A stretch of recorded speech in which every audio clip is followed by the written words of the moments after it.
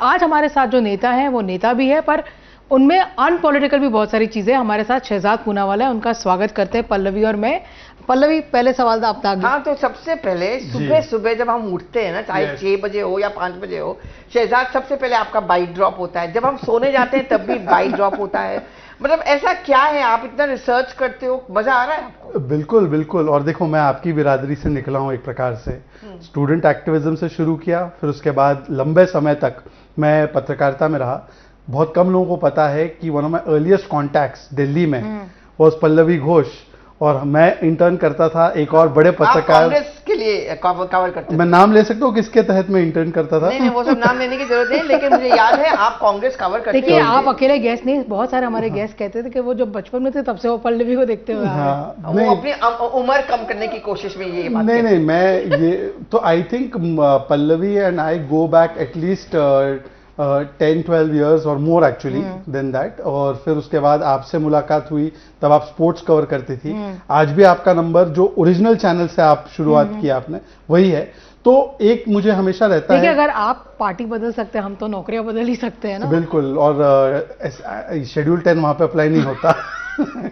तो ना ही 2/3 मेजोरिटी चाहिए, ना ही 2/3 मेजोरिटी चाहिए। But on a serious note, मुझे लगता है कि part of spokesperson job is not just to appear की टीवी चैनल्स पे अपीयर करना, बल्कि जो पार्टी की लाइन और लेंथ है, पार्टी के इश्यूज है, उसको उठाना, एम्पलीफाई करना। तो मैं 6 AM से लेकर 12 बजे रात तक इस काम में लगा रहता हूँ। नहीं शहजाद, आप ये झूठ बोल रहे हैं। 12 बजे भी नहीं सोते, आप 2 बजे सोते हैं, क्योंकि आपका 2 बजे भी मैसेज आ जाता है। वो लेट डिलीवर होता होगा, बट हाँ, मैं इसको बड़ा सीरियसली लेता हूँ, प्रोफेशनली करता हूँ। और मुझे लगता है कि 95% लोग इसको अप्रिशिएट करते हैं, 5% लोग इसको नहीं करते। आप ऐसी पार्टी में हैं अभी फिलहाल जिसमें नैरेटिव बिल्डिंग बहुत इंपॉर्टेंट है, रूलिंग पार्टी है। कभी कभी आपको ऐसी फीलिंग आती है कोई आपका साथी कह रहे हैं, जैसे स्कूल में होता है ना, अगर कोई बच्चा ज्यादा पढ़ ले तो यार खुद तो करेगा, हमें भी मरवाएगा। आपको कभी कभी ऐसी फीलिंग आती है आपके साथियों से? नहीं, हमारी पार्टी में ये है कि एनकरेज किया जाता है कि ज्यादा से ज्यादा कीजिए। और मुझे लगता है कि मेरिट बेस्ड पार्टी में होने का एक फायदा यही है कि आप जितना ज्यादा मेहनत करते हो, लोग आपको अप्रिशिएट करते हैं। और एक प्रतिस्पर्धा होती है, पर वो पॉजिटिव प्रतिस्पर्धा होती है। It is a positive competition that if somebody is trying to amplify through social media, then other colleagues also want to follow suit. Shehzad, आप अभी स्पोक्स पर्सन हो, प्रवक्ता हो, लेकिन जब आप कांग्रेस में थे तब आपको प्रवक्ता कभी वैसे बनाया नहीं गया, लेकिन आप मीडिया डिपार्टमेंट से, उसके पीछे की कहानी आपको पता है? वही हम जानना चाहते हैं। तो जब आप मीडिया डिपार्टमेंट के साथ अटैच थे, थोड़ा बहुत मैं जानती हूँ, लेकिन पूरी कहानी हम लोगों को नहीं पता, हमारे दर्शकों को नहीं, हमारे दर्शकों को तो और ही नहीं पता। आपको ऐसा क्या हो गया था कि आपको मौका थोड़ा बहुत मिला था? आप राजीव शुक्ला के साथ काम किए थे, मनीष तिवारी के साथ काम किए थे, पर वो क्या पॉइंट था जब आपको लगा कि अब बस कांग्रेस पार्टी में नहीं? तो ऐसा हुआ कि 2006-07 में मैंने स्टूडेंट स्विंग NSUI ज्वाइन की। वहां पे मैं काम करता था, पर कांग्रेस के लिए कंट्रीब्यूट करने के लिए मैं दिल्ली आता था 1 महीना। 6 महीना अपनी पॉकेट मनी बचाता था। पल्लवी विटनेस है कि मैं जो भी बोल रहा हूँ सच है। और 24 अकबर रोड आने के लिए मैं एक छोटा सा मकान लेता था PG का, अर्जुन नगर में। वहां से 510 नंबर की बस, ब्लू लाइन की बस थी, 10-12 रुपीज टिकट, और वो छोड़ती थी जनपथ रोड पे। जनपथ रोड से फिर चल के आता था मैं 24 अकबर रोड पे, क्योंकि अकबर रोड पे बस स्टॉप नहीं है। तो वैसे मैं आता था और 1 महीना इंटर्नशिप करके या मीडिया डिपार्टमेंट में काम करके चला जाता था। उस समय पर सेक्रेटरी थे AICC मीडिया डिपार्टमेंट के टॉम वड़क्कन जी। तो जब रात को हम देर से जाते थे घर, तो टॉम वड़क्कन मुझे उनकी ब्लैक बलिनो में ड्रॉप करते थे। ये इतिहास है। और अब टॉम वड़क्कन बीजेपी में है। हाँ, वो मेरे साथ साथी प्रवक्ता है, हमारे सीनियर से। तो ये कहानी थी। अब उसमें ये हुआ कि एक दिन एक कंपटीशन हुआ, कांग्रेस ने एक मेरिट बेस्ड सिस्टम लाने की कोशिश की कि किसको प्रवक्ता बनाया जाए। और उसके लिए जो ओल्ड वॉर रूम है कांग्रेस पार्टी का, गुरुद्वारा रकाबगंज रोड पे, जो मुझे लगता है अभी शायद कार्तिकेय शर्मा जी को अलॉट हो चुका होगा, वहां पे पहले वॉर रूम होता था कांग्रेस का। उन्होंने 5 दिन का एक प्रॉपर ट्रेनिंग प्लस कंपटीशन रखा था अक्रॉस द एंटायर कंट्री। 20, 25, 30 लोगों को बुलाया था स्पोक्स पर्सन के उसके लिए, और कौन बेस्ट होगा उनको स्पोक्स पर्सन बनाएंगे। उसमें मुझे बताया गया, उस समय एक रिपोर्टर थे संदीप फूकन और NDTV के, तो उन्होंने बताया था कि उसके रिजल्ट में मेरे लिए बड़ा अच्छा व्यू था कि I would become spokes person. पर फिर अजय माकन ने और सुरजेवाला जी ने मिलकर मेरा खेल कर दिया।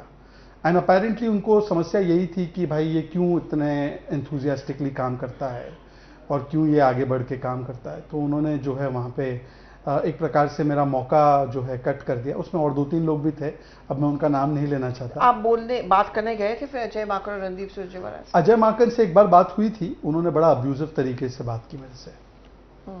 क्या कारण दिया कि आपको चूज नहीं किया गया? नहीं, कुछ कारण नहीं था। बेसिकली ये था ना कि कांग्रेस में क्या है कि एक प्रिविलेज सिस्टम चलता है। कांग्रेस में ज़्यादातर लोग जो अपने पोजीशन पे, वो फर्स्ट फैमिली के पास उनका निकटता है या साइकोफेंसी उसकी वजह से है। अगर कोई ग्रास रूट से ऊपर आता है, मेहनत करता है, 24/7 लगा रहता है, उनको ये पसंद नहीं है। तो बेसिकली उनको लगा कि ये लड़का इतने कम एज में उसके मीडिया के दोस्त है, मीडिया में उसको मौका भी मिलता है, हमारे सिस्टम के बावजूद भी उसको लोग इंडिपेंडेंटली बुलाते हैं। चैनल्स मुझे इंडिपेंडेंटली बुलाते थे, वकील के रूप में या सामाजिक कार्यकर्ता के रूप में। तो उनको वो बात खटकती थी। तो उनके 2 चेले होते थे डिबेट्स लगाने के लिए, आपको पता भी उनके नाम। वो 2 चेले जो है चैनल्स को धमकी देते थे, चैनल के गेस्ट कोऑर्डिनेटर्स को। वो मुझे मैसेज भी दिखाते थे गेस्ट कोऑर्डिनेटर्स कि अगर आपने इसको बुलाया शहजाद पूनावाला को, तो हम कांग्रेस का ऑफिशियल गेस्ट नहीं भेजेंगे। तो बीजेपी को एंटी मुस्लिम बोलते हैं ना, कि BJP does not like Muslims. BJP के खुल के मैं खिलाफ बोलता था, क्या क्या नहीं बोलता था। मेरी तो वीडियोस भी बताते हैं लोग मोदी जी के विषय में। फिर भी बीजेपी ने आज तक मेरे लिए कभी कॉल करके नहीं बोला कि ये कौन है, ये इंडिपेंडेंट भी आता है, इसको मत बुलाओ टीवी डिबेट पे। जबकि बीजेपी 2013 में it was going to win the election, सबको पता था। उन्होंने एक बार भी कॉल नहीं किया।